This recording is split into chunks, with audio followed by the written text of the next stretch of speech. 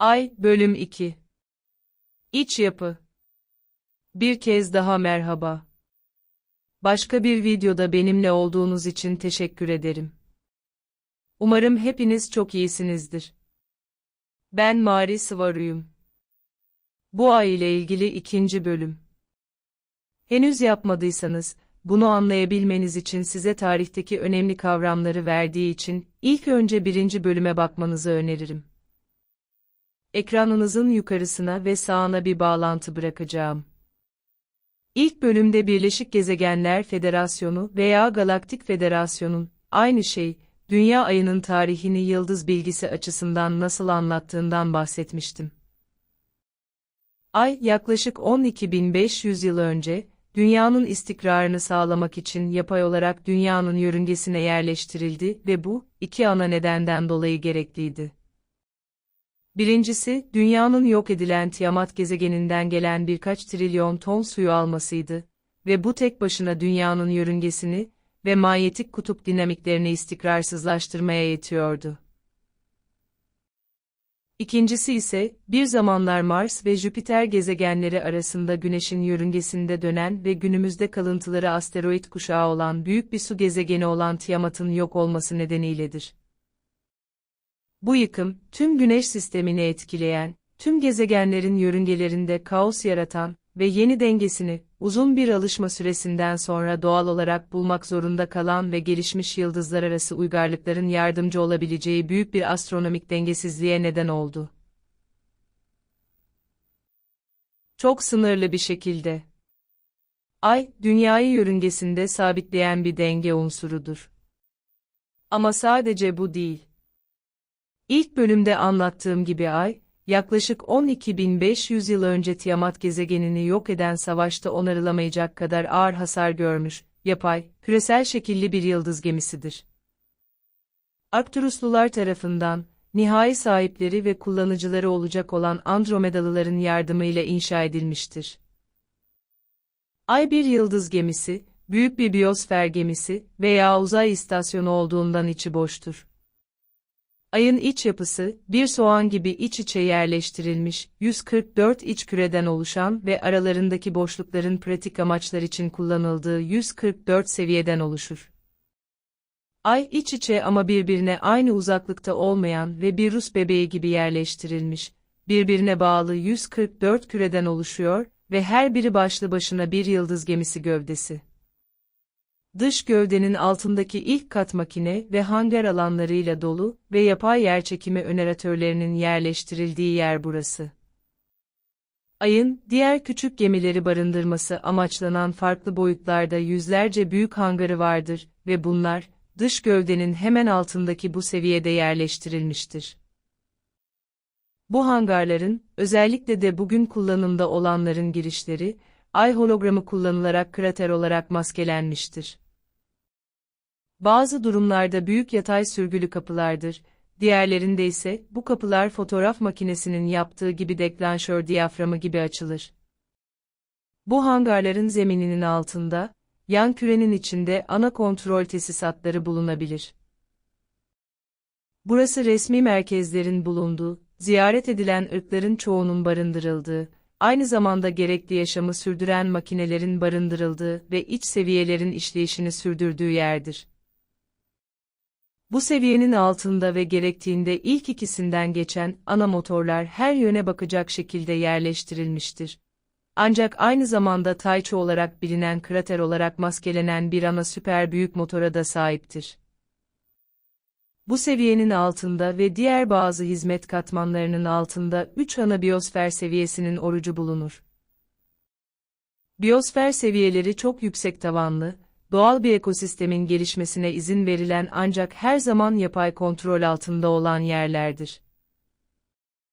Orada tüm bitki ve hayvanlarıyla birlikte dağlar, nehirler, ovalar, otlaklar ve okyanusların yanı sıra biyosfer sakinleri için gerekli gıdanın toplandığı tarım arazileri de vardı veya vardı.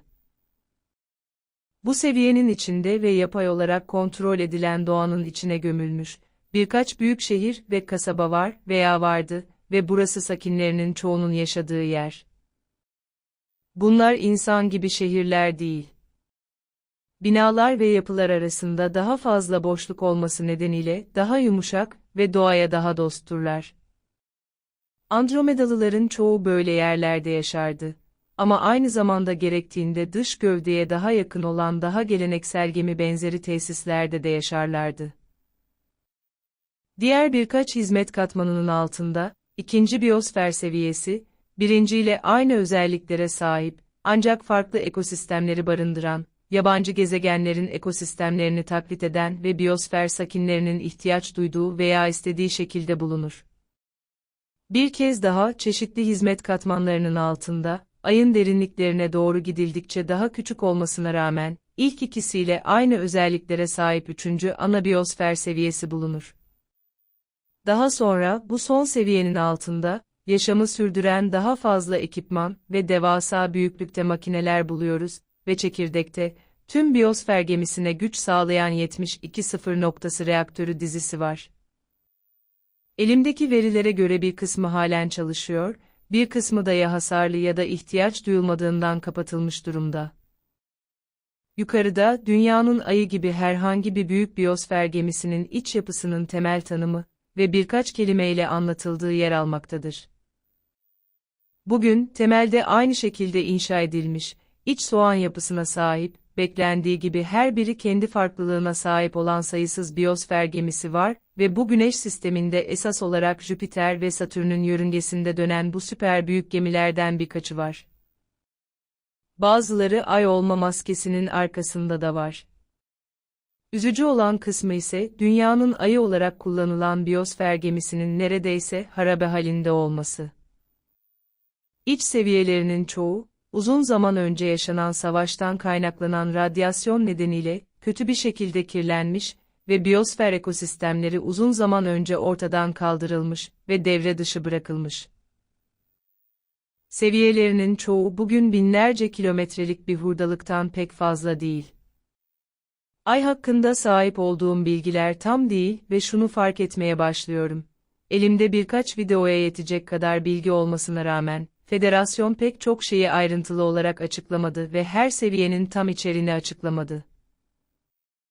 Bugün oldukları gibi.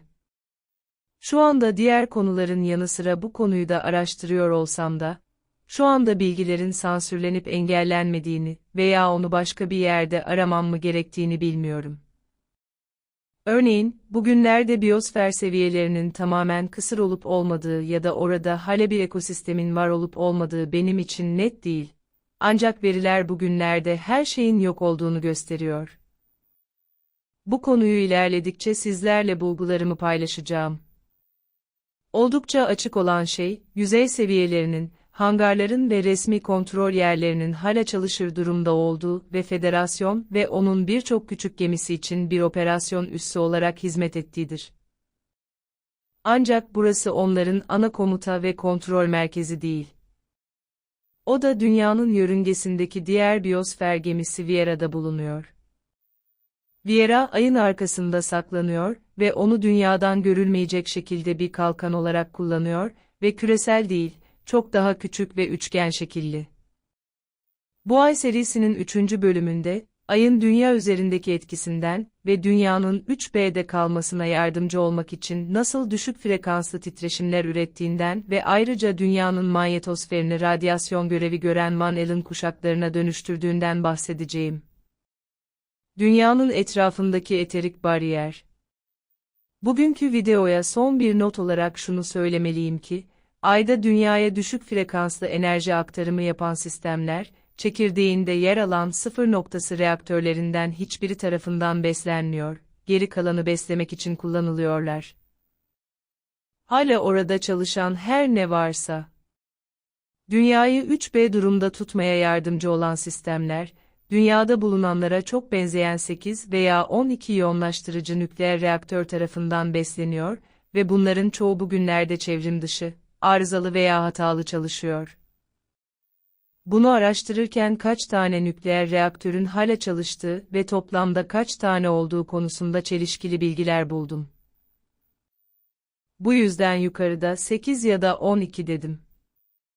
Bunu araştırıyorum ve bu ay serisinin bir sonraki videosunda bunlar hakkında daha kesin bilgiler verebilmeyi umuyorum. Bunun yanı sıra, dünyayı etkileyen bu iletimleri beslemek için nükleer reaktörlerin kullanılmasının nedenleri ve orijinallerden herhangi biri değil. Sıfır noktası reaktör sistemleri. Videomu izlediğiniz, beğendiğiniz ve abone olduğunuz için teşekkür ederim. Bunu çok takdir ediyorum çünkü benim için çok faydalı oldu ve bir dahaki sefere sizi burada görmeyi umuyorum. Kucak dolusu sevgilerle. Arkadaşın Mari Sıvaru.